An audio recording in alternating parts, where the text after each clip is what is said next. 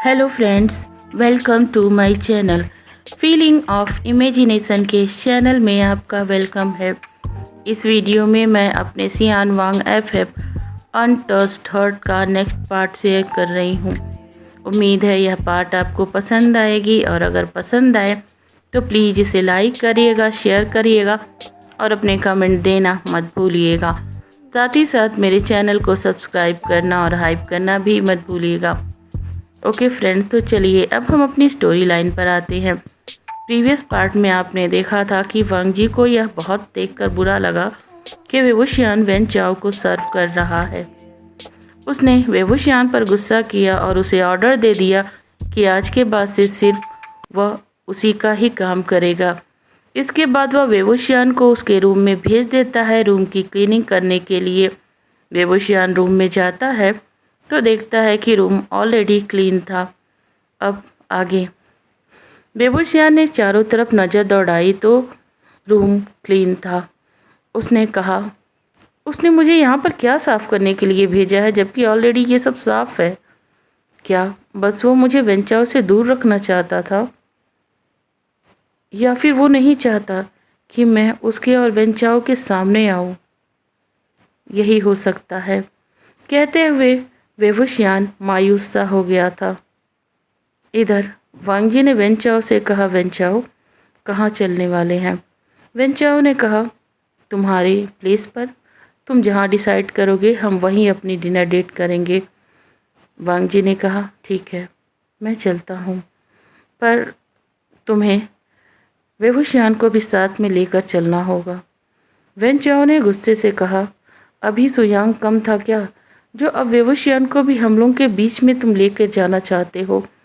वांग जी ने कहा, मैं एक पल भी वेवुशियान पर नज़र नहीं हटा सकता। मैं नहीं चाहता मेरी अनुपस्थिति में वह कुछ ऐसा करे जो मुझे नुकसान पहुंचाए। वह हमारे साथ रहेगा तो हम उस पर नज़र रख लेंगे, मगर जब वह हमारे साथ नहीं रहेगा तो हम कुछ भी नहीं कर पाएंगे और मैं किसी और पर भरोसा नहीं करता हूँ। तुम तो ये बात अच्छी तरीके से जानते हो ना वेंचाओ। मैं कुछ कामों को बस पर्सनल करना चाहता हूँ, तो क्या तुम मेरी ये बात नहीं मानोगे? वेंचाओ ने कहा, वांग जी ऐसा कैसे हो सकता है? मैं तुम्हारी कोई बात क्यों ना मानूं? ठीक है तुम उसे लेकर चलो, पर मेरी भी एक शर्त है, सुयांग उसके साथ रहेगा और तुम मेरे। वांग जी ने कहा, ठीक है मैं ऐसा ही करूँगा। मैं भी नहीं चाहता हमारे बीच की क्वालिटी टाइम में कोई और घुस जाए। किसी और की दखलंदाजी मैं भी मेरे रिलेशन में नहीं रखना चाहता हूँ। वेंचाओ ने कहा, फिर ठीक है हम चलते हैं। वांग जी ने कहा, वेट करो मैं अभी आया। वांग जी अपने रूम में चला जाता है। रूम में जाने के बाद वह खुद को ड्रेसअप करने लगता है और थोड़ी ही देर में बाहर निकलकर जब देखता है कि वेवुशियान वैसे ही बैठा हुआ है, उसने गुस्से से कहा, क्या आपको रेडी नहीं होना है? वेवुशियान ने कहा, रेडी मैं कहाँ जा रहा हूँ? वांग जी ने कहा, मेरे साथ। आप मेरे सर्वेंट हैं तो आप मेरे साथ चलेंगे ना? वेवुशियान को बड़ी हैरानी हुई। उसने कहा, कहाँ चलना है? डिनर डेट पर। वांग जी ने बहुत ही सॉफ्ट आवाज़ में कहा। वेवुशियान ने आश्चर्य से वांग जी की तरफ देखा और कहा, डिनर डेट पे? तभी वांग जी ने कहा, तुम्हें क्या लगता है मैं तुम्हारे साथ डिनर डेट पर जा रहा हूँ? मैं वेंचाओ के साथ जा रहा हूँ। मैं चाहता हूँ कि तुम मेरे साथ चलो। अगर मुझे कोई ज़रूरत पड़ेगी तो वहाँ पर मेरी हेल्प करने के लिए कौन होगा? तो क्या आप दोनों मुझे ले जाना चाहते हैं?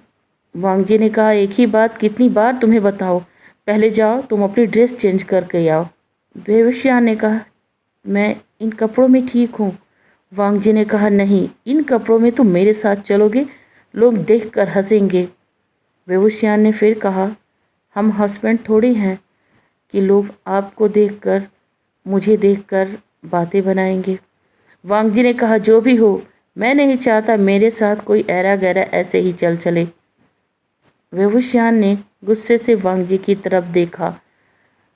वांग जी ने कहा, मुझे घूरने की ज़रूरत नहीं है, मैंने जो ड्रेस रखा है आपको वो पहन कर आना है और मेरे साथ चलना है। मैं नहीं चाहता कोई देखकर मुझे ये कहे कि मैं अपने साथ नौकर लेकर घूम रहा हूँ। एज ए बॉडीगार्ड आपको मेरे साथ चलना है। बेबूशियान खुश हो गया। उसने कहा, तो क्या तुम मुझे अपना बॉडीगार्ड रख रहे हो? वांग जी ने कहा, इसके बाद बेबूशियान जाता है और वह कपड़े पहन लेता है जो वांग जी ने उसके लिए निकाले थे। बेबूशियान उन कपड़ों में बहुत ज़्यादा हैंडसम लग रहा था और वांग जी के और साथ ही उस कपड़े में एक ख़ास बात यह भी थी कि वह कपड़ा थोड़ा थोड़ा वांग जी के कपड़े के साथ मैच कर रहा था। कुछ देर बाद वांग जी जब रूम में आता है तो देखता है बेबूशियान तैयार हो गया है। फिर वांग जी बेबूशियान के बालों की तरफ देखता है जिसे बेबूशियान ने अभी तक नहीं बनाया था। वांग जी ने कहा, इन्हें बिखरे बालों में चलना है, लोग देखकर हंसेंगे, और गुस्से से उठता है और बेबूशियान के बाल बनाने लगता है। बेबूशियान तो हैरानी से बस वांग जी को देख रहा था और अपने मन में सोच रहा था, ये नाराज है, गुस्सा है, नफरत करता है, तो फिर पार्टनर्स के जैसा बिहेव क्यों कर रहा है? ओ गॉड, मैं क्या करूं? मैं अपने लिटिल वांग जी को समझ भी नहीं पा रहा हूं और इससे बात करने में मुझे डर लग रहा है। पर जो भी है, मुझे अच्छा लग रहा है। जब तक है मुझे अच्छा लग रहा है। इसके बाद दोनों उस रूम से बाहर निकलकर आने लगते हैं। दोनों एक साथ सीढ़ियों से नीचे उतर रहे थे। सामने सुयांग, वेनचाओ और मार्था खड़े हुए उन्हें निहार रहे थे। वेनचाओ की मुट्ठियां तो कसी हुई थीं क्योंकि वो दोनों इस वक्त एक खूबसूरत कपल लग रहे थे। सुयांग तो मन ही मन उनकी बलाइयाँ ले रहा था और मार्था, उनके चेहरे पर बहुत ही प्यारी मुस्कान थी। बेबूशियान, वांग जी दोनों सुयांग के पास आते हैं और वांग जी कहता है, सुयांग, बेबूशियान भी हमारे साथ चलेंगे, तो तुम बेबूशियान का ख्याल रखना। मैं और वेनचाओ एक साथ जाएंगे। बेबूशियान को अच्छा नहीं लगा, मगर उसे इस बात की खुशी थी कि वांग जी एटलीस्ट उसे अपने साथ तो ले जा रहा है। सुयांग ने कहा, ठीक है। इसके बाद वांग जी और वेनचाओ एक साथ कार में जाते हैं। सुयांग और बेबूशियान एक साथ जाते हैं। कुछ देर ड्राइविंग करने के बाद उनकी कार सिटी से बाहर चली आती है, जहां बीच के किनारे एक होटल बना था। उस ओपन होटल में ही वांग जी ने वेनचाओ के साथ अपनी डेट की प्लानिंग की थी। रात का वक्त था, सीन काफ़ी खूबसूरत था। होटल की सजावट अच्छी थी, रंग बिरंगी लाइटें जगमगा रही थीं। वांग जी वेनचाओ के साथ उस बीच पर बैठा हुआ था। उसकी कुछ ही दूरी पर बेबूशियान और सुयांग बैठे हुए थे। सुयांग ने कहा, सर, क्या लगता है आपको उन दोनों लोगों के बीच में क्या बातें हो रही होंगी?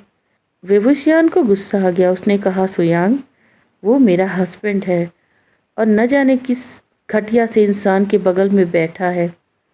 सुयांग ने कहा, ओह, लगता है उस घटिया इंसान को आप नहीं जानते हैं। बेबूशियान ने कहा, जानता हूँ, और मैं जानना ही नहीं चाहता। सुयांग ने कहा, क्यों? तो क्या आप अपने हस्बैंड को ऐसे ही उस घटिया इंसान को दे देंगे? बेबूशियान ने कहा, हस्बैंड? वो मेरा हस्बैंड कहाँ रहा, अब तो वो मेरा मास्टर बन गया है ना। सुयांग ने कहा, मास्टर बन गया है? पर क्या कोई मास्टर अपने सर्वेंट को सेम अपने ही जैसा ड्रेस पहनाकर बाहर लेकर आता है? बेबूशियान ने सुयांग को घूर कर देखा और फिर मुस्कुराते हुए कहा, क्या सच में हम कपल लग रहे हैं? सुयांग ने कहा, और नहीं तो क्या, अपनी ड्रेस और वांग जी की ड्रेस को देखो तो। बेबूशियान ने उन दोनों की ड्रेस को देखा तो सच में वो कपल ड्रेस था। सुयांग ने कहा, मैं एक राज की बात बताऊं? बेबूशियान ने कहा, हाँ बताओ। सुयांग ने कहा, वांग जी सर आपसे प्यार करते हैं। बेबूशियान ने कहा, तुम झूठ बोल रहे हो, उसे तो मैं भूल गया हूँ ना। सुयांग ने कहा, नहीं, आप उन्हें याद हैं, बस वो कुछ चीज़ों में उलझे हुए हैं जिस वजह से आपको सच नहीं बता पा रहे हैं और आपके साथ ऐसा ट्रीट कर रहे हैं। मुझे लगता है फ्यूचर में इससे भी बुरा वो आपके साथ ट्रीट करेंगे। मैं एक बात आपको बताना चाहता हूँ कि वो आपको अपना हस्बैंड अभी भी मानते हैं, बट कह नहीं सकते हैं। वेवुसिया ने सुयांग को एक बार फिर घूर कर देखा और कहा, ये सारी झूठी तसल्लियाँ मुझे देना बंद करो। सुयांग ने कहा, अच्छा, झूठी तसल्लियाँ? आपको क्या लगता है आप वेन चाओ को सर्व कर रहे थे, ये बात वांग जी को पसंद आई? नहीं, उन्हें बिल्कुल पसंद नहीं आई। वो नहीं चाहते हैं कि आप किसी के सर्वेंट बने, वो हमेशा चाहते हैं कि आप उनके पास रहें।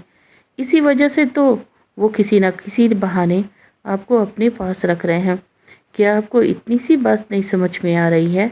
वेबुशियान कुछ देर तक तो सोच में पड़ गया और फिर कहा, क्या ऐसा है? सुयांग ने कहा, हाँ ऐसा ही है, पर जब ऐसी बात है तो वो मुझे बता सकता है ना? सुयांग ने कहा, कैसे बता सकते हैं वो नहीं चाहते हैं कि आप तक कोई तकलीफ़ पहुँचे, वो आपको तकलीफ़ देना नहीं चाहते हैं। वेबुसियान ने हंसते हुए कहा, अच्छा, मुझे कोई तकलीफ़ देना नहीं चाहते हैं, और ये सब क्या है? मेरे सामने किसी और अल्फ़ा के पास बैठकर उससे हंसते हुए बातें करना, क्या ये तकलीफ़ दे नहीं है? मैंने तो सुना था कि लान वांग जी किसी से मुस्कुराकर बातें भी नहीं करते हैं, और देखो ना इस वक्त उस वेन चाओ के साथ वो किस तरीके से बातें कर रहे हैं। सुयांग ने कहा, मजबूरी है, अगर वो ऐसा नहीं करेंगे तो फिर से लैन कुरैन आ जाएंगे और डायरेक्ट उनकी इंगेजमेंट कर देंगे और आपको उठाकर बाहर फेंक देंगे। इसी वजह से वांग जी वेन चाओ के साथ इतने क्लोज है। वेबुसियान ने कहा, तुम सच कह रहे हो बॉडीगार्ड? सुयांग ने कहा, हाँ, पर ये बात तो वो भी बता सकते हैं ना? सुयांग ने कहा, ओह नो, मैंने ये बात बताई है तो आप ये मत समझिएगा कि उन्होंने मुझे परमिशन दी है आपको ये सारी बातें बताने के लिए। मैं तो बस चाहता हूँ आप अपनी उन तकलीफ़ों से बाहर निकलिए और अपनी आंखें खोल कर देखिए कि सामने क्या चल रहा है, क्योंकि वांग जी पर अभी बहुत बड़ा खतरा आने वाला है, जिसकी बात मैंने वांग जी से नहीं की है, क्योंकि अगर मैं वांग जी को वो बता दूं तो वो सारा दिमाग उसी तरफ डाइवर्ट कर देगा और बाकी चीज़ें वह भूल जाएगा। वेबुसियान ने कहा, खतरा? कैसा खतरा? सुयांग ने कहा, खतरा ये है कि वेन रोहान जल्द ही जल्द वेन चाओ और उसकी मैरिज करवाने वाला है, और साथ ही में वह अंकल कुरैन को भी ख़त्म करने वाला है। अब अंकल कुरैन की भी सेफ्टी ज़रूरी हो गई है, इसलिए उन्हें भी इस मेंशन में लाना होगा, और उनके इस मेंशन में आने का मतलब है आपको इस मेंशन से बाहर जाना होगा। वेबुसियान ने अजीब नज़रों से सुयांग को देखा और फिर कहा, मुझे बाहर जाना होगा? सुयांग ने कहा, हाँ, मैंने ये बात अभी वांग जी को नहीं बताई है, ये बात मुझे आज ही पता चली है, और मुझे लगता है 2 दिन के अंदर ही वेन चाओ और वांग जी की मैरिज होने वाली है। यह सुनकर वेबुशियान बहुत ही ज़्यादा दुखी हो गया। उसने कहा, ओह। सुयांग ने कहा, हाँ, और हमें किसी न किसी तरीके से वो मैरिज रोकनी होगी। वेबुशियान ने कहा, मगर कैसे? सुयांग ने कहा, मुझे नहीं पता।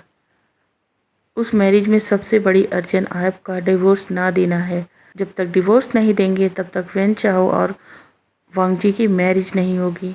वेबुशियान ने कहा, तब तो मैं डिवोर्स बिल्कुल नहीं दूंगा। सुयांग ने कहा, ये आसान नहीं होगा, वो आपको बहुत टॉर्चर करेंगे। वेबुशियान ने कहा, करने दो टॉर्चर, वो आपकी फैमिली को टॉर्चर करेंगे, वो आपके ऑर्फन को बर्बाद कर देंगे। वेबुशियान ने कहा, उसकी भी मुझे कोई चिंता नहीं है, क्योंकि मैंने अपने ऑर्फन के लोगों को अलग अलग जगहों पर भेज दिया है, जिसे ढूंढ पाना उनके लिए नामुमकिन है। सुयांग ने कहा, कैसे किया आपने ये? वेबुशियान ने कहा, ये मेरी पहले की प्लानिंग थी, जो अब मैंने फाइनली कर ही दी है। मैंने सोचा था मैं वांग जी को लेकर यहाँ से चला जाऊँगा और उसे किसी को हर्ट नहीं करने दूँगा, पर क्या करूँ, वो नहीं हो पाया।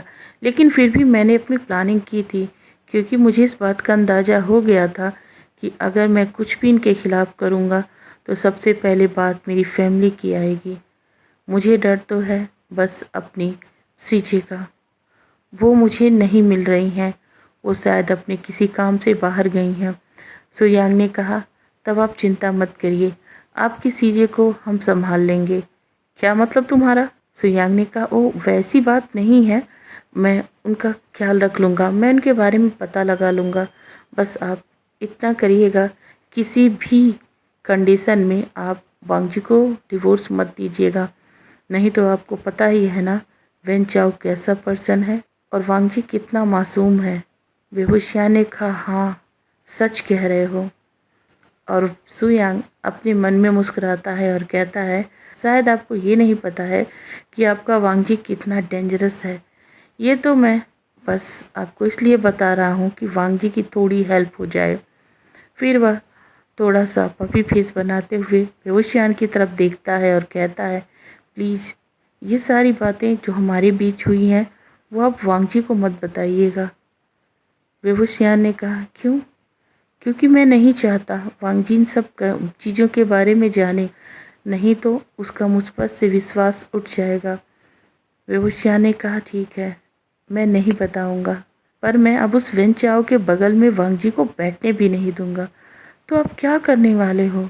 सुयांग ने कहा। विभूषियान ने कहा, चलो दिखाता हूँ क्या करने वाला हूँ, पर कुछ करने से पहले आप ये सोच लीजिएगा, आपको उन दोनों की नफ़रत का सामना करना पड़ेगा। विभूषियान ने कहा, जब तुमने मुझसे कह दिया है कि वांग जी मुझसे प्यार करता है, तो वो कितनी भी नफ़रत दिखा ले, मुझे कोई फ़र्क नहीं पड़ता है। मुझे अपना वांग जी सही सलामत चाहिए, इसके लिए मैं वांग जी से भी लड़ सकता हूँ। इसके बाद विभूषियान उठता है और उठकर सीधे वांग जी और वेन चाओ के बीच में जाकर बैठ जाता है। वेन चाओ और वांग जी विभूषियान के इस सडन एक्शन से हैरान हो गए और फिर विभूषियान की तरफ देखते हुए एक ही साथ बोल पड़े, तुम यहाँ? विभूषियान ने कहा, हाँ मैं यहाँ, क्योंकि मेरे मास्टर ने कहा है जहाँ वो रहेंगे वहाँ मुझे रहना है। मैं उनका सर्वेंट हूँ, तो मैं उन्हें छोड़कर कैसे रह सकता हूँ। वांग जी तो मन ही मन बहुत खुश हो गया, मगर वेन चाओ उसका तो दिमाग खराब हो गया। उसने कहा, सर पे रहने को नहीं कहा है, साथ में रहने को कहा है। विभूषियान ने कहा, साथ में ही तो हूँ, सर पर कहाँ हूँ, देखो ना मैं बगल में बैठा हूँ। अब तो वेन चाओ के गुस्से का लेवल ऊपर बढ़ गया। उसने उठते हुए कहा, विभूषियान तुम्हारी इतनी हिम्मत, तुम मुझसे जबान लड़ाओ। तभी विभूषियान ने अपना पपी फेस बनाया और वांग जी की तरफ देखते हुए कहा, मास्टर क्या मैंने इनसे जबान लड़ाया है? क्या मैंने सच में इनसे जबान लड़ाया है? मैंने तो वही बात कही है ना जो आप मुझसे हमेशा कहते हैं। वांग जी ने विभूषियान के इस अजीब से बिहेवियर को देखा और फिर वेन चाओ की तरफ देखते हुए कहा, वेन चाओ शांत हो जाओ, इसकी वजह से हमें अपनी डिनर डेट ख़राब नहीं करनी चाहिए, चलो हम यहाँ से चलते हैं। वेन चाओ ने कहा, ठीक है। और वेन चाओ गुस्से से उठकर वहाँ से जाने लगता है जहाँ पर उनकी डिनर टेबल लगी हुई थी। वेन चाओ तो गुस्से से आगे बढ़ रहा था, मगर वांग जी थोड़ा धीरे चल रहा था और वांग जी को ही फॉलो करता विभूषियान चल रहा था और सुयांग उनके पीछे। वांग जी ने गुस्से से विभूषियान से कहा, विभूषियान तुम्हारी इतनी हिम्मत, तुम हम दोनों के बीच में आकर बैठ गए। विभूषियान ने कहा, मैं दोनों के बीच में आकर नहीं बैठा हूँ, वो हम दोनों के बीच में आकर बैठ गया है। वांग जी ने कहा, तमीज़ से बात करो, वो तुम्हारे मास्टर हैं। विभूषियान ने कहा, नहीं, आप मेरे मास्टर हो और आप मेरे हस्बैंड भी हो। सोचना चाहिए, आप अपने हस्बैंड के होने के बावजूद किसी और के साथ आए हो, आपको शर्म नहीं आती है? वांग जी ने अजीब नज़रों से विभूषियान की तरफ देखा और कहा, कि क्या बोल रहे हो, कुछ समझ आ रहा है तुम्हें? विभूषियान ने भी गुस्से से कहा, मुझे सब समझ में आ रहा है और अब मैं तुम्हें अच्छे से समझाऊंगा कि तुम्हें क्या समझ में आ रहा है और क्या नहीं। कहते हुए विभूषियान ने वांग जी के कमर पर अपना हाथ रख लिया। ओके फ्रेंड्स, तो आज की वीडियो यहीं पर एंड होती है। मिलते हैं नेक्स्ट वीडियो में। Thank you.